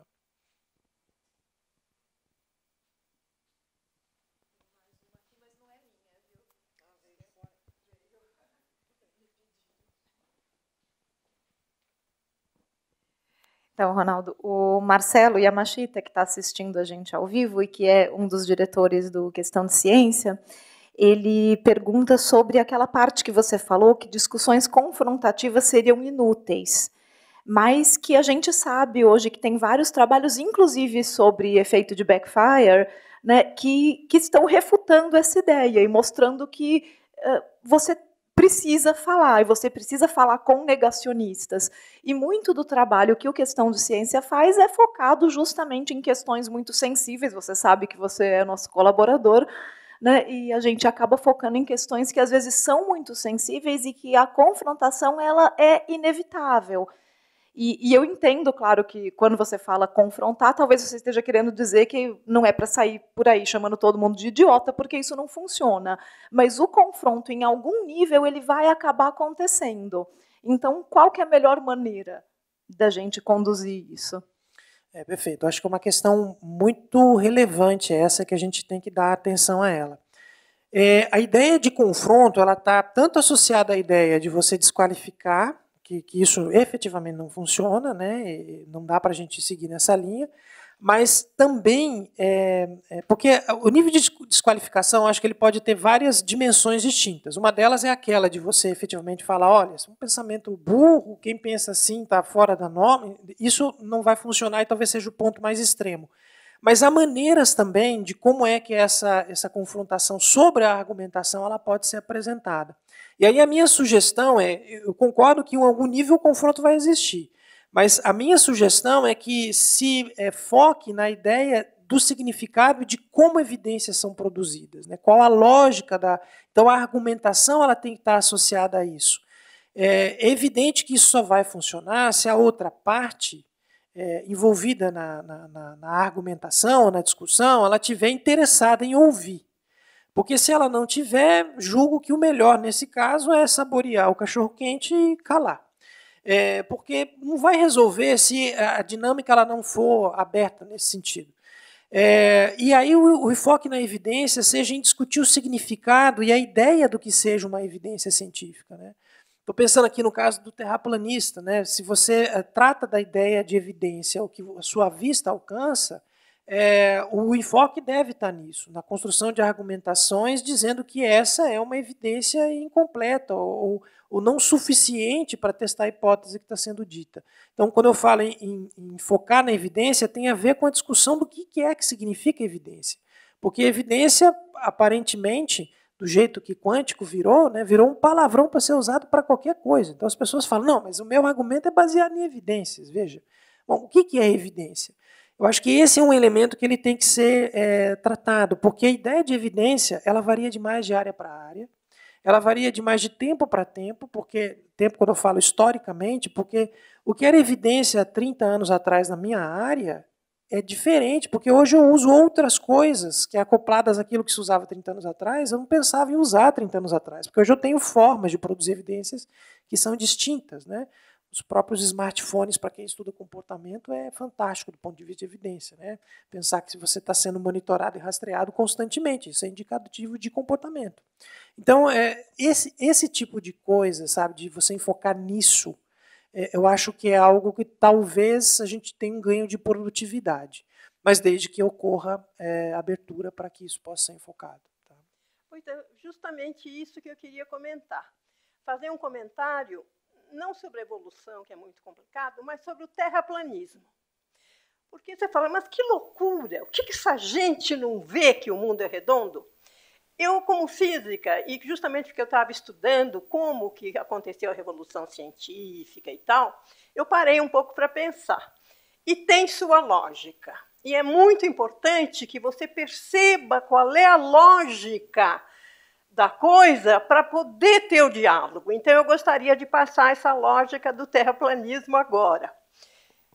Claro que se a pessoa vai se basear na Bíblia, não adianta, que aí ela não quer ouvir nada. Mas se a pessoa quiser usar argumentos, tem um caminho claro para entender por quê. Na antiguidade, a experiência da vida era uma terra plana. Então, tinha montanhas, tinha coisa, mas você trabalhava numa terra. E isso foi por milênios, não é por um dia ou dois.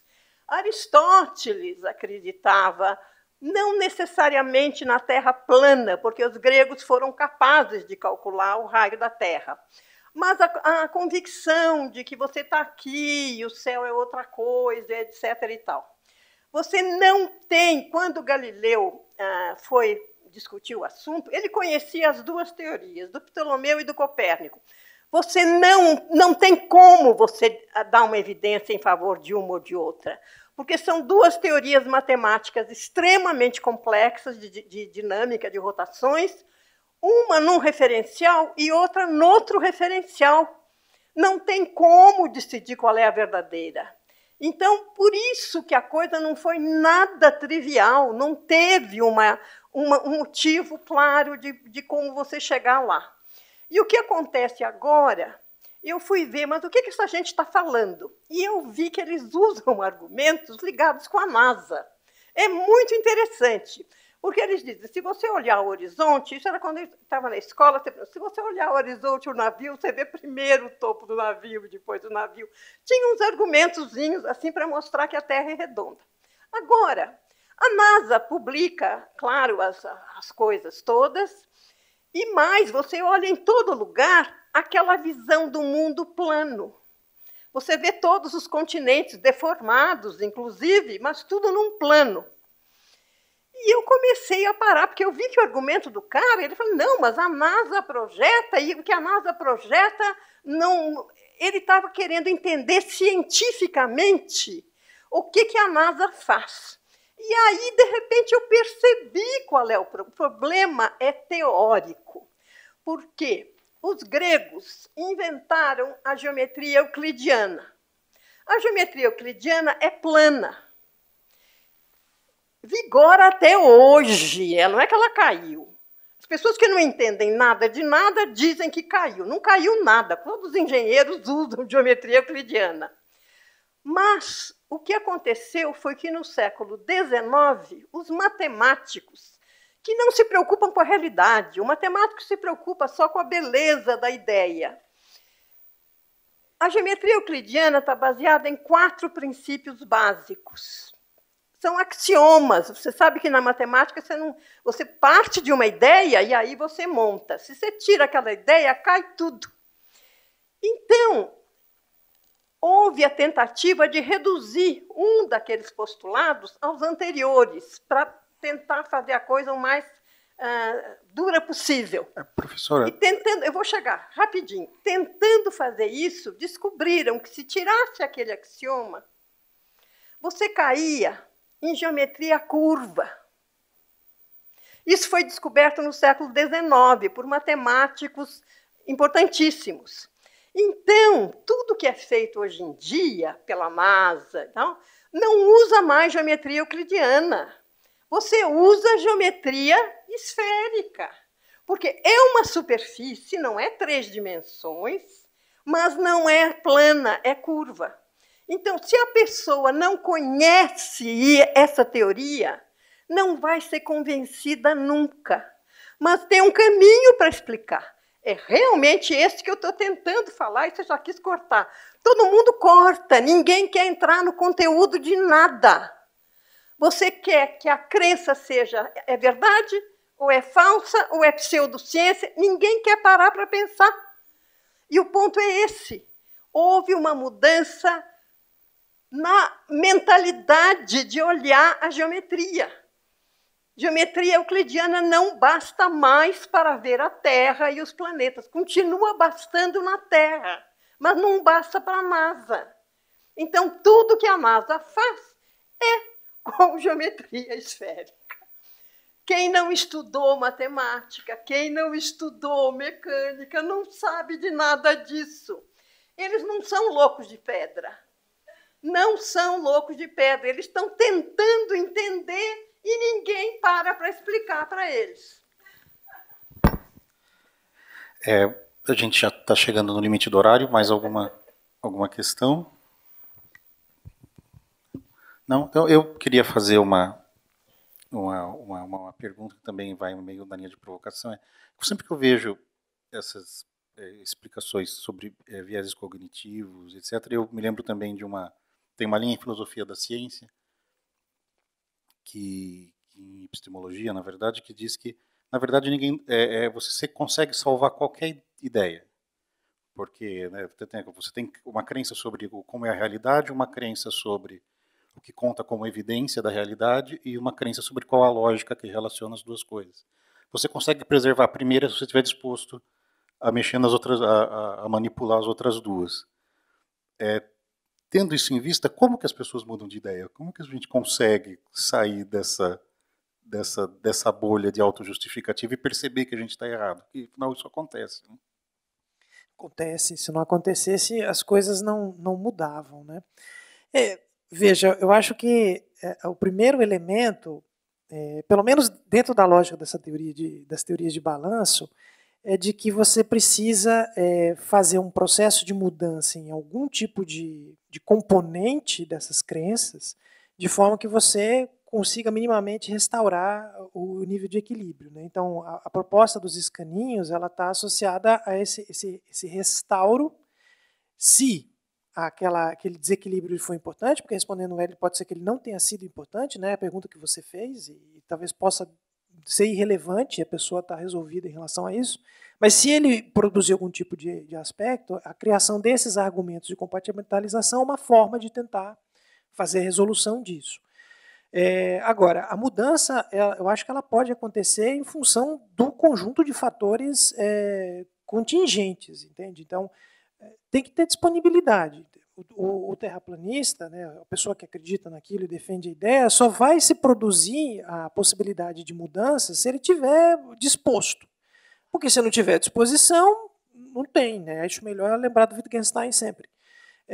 Então, eu acho que tem esse elemento associado a esse aspecto. E talvez o melhor dos aspectos ou dos elementos que a gente teria recurso para trabalhar é a ideia da produção da evidência, porque dentro da equação, dos 3 elementos, como você menciona, esse seja o aspecto, a questão mais central para a gente, inclusive, entender a modificação, o aprimoramento, a modificação enfim, a mudança dos próprios sistemas de compreensão que a ciência utiliza, né? Porque se isso não fosse verdade possível, a ciência também não teria mudado, né? Do ponto de vista da sua capacidade compreensiva. Então, me parece que esse elemento seja o mais relevante e central. E essa ideia da evidência, desse componente associado à evidência, só reforçando isso, é uma perspectiva de mudança que também depende, por exemplo, do avanço do conhecimento científico, né? Do próprio desenvolvimento da tecnologia, porque a partir da mudança tecnológica, muitas vezes é que você tem a possibilidade de produção de evidências que anteriormente você não tinha como fazer. Então, são coisas que andam de maneira muito conjunta. Agora, mudar, sob o ponto de vista, sobre as questões associadas ao negacionismo científico, por exemplo, me parece que a abertura da possibilidade de querer observar as evidências e entendê-las é a melhor estratégia para você mexer na equação, porque ela produziria a possibilidade de ter a produção de mudanças das outras dois elementos da equação, né? Das três bases, como você falou. Tá certo. Bom, queria agradecer, então, ao professor Pilati, agradecer à plateia, o pessoal que acompanha pela internet, e eu espero vocês aqui na próxima iteração desse ciclo, que será, eu não...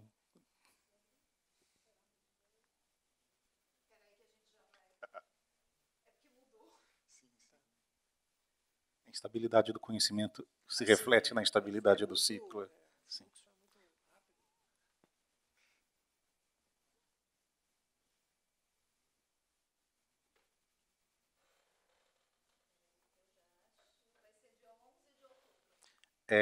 Próximo dia 11 de outubro.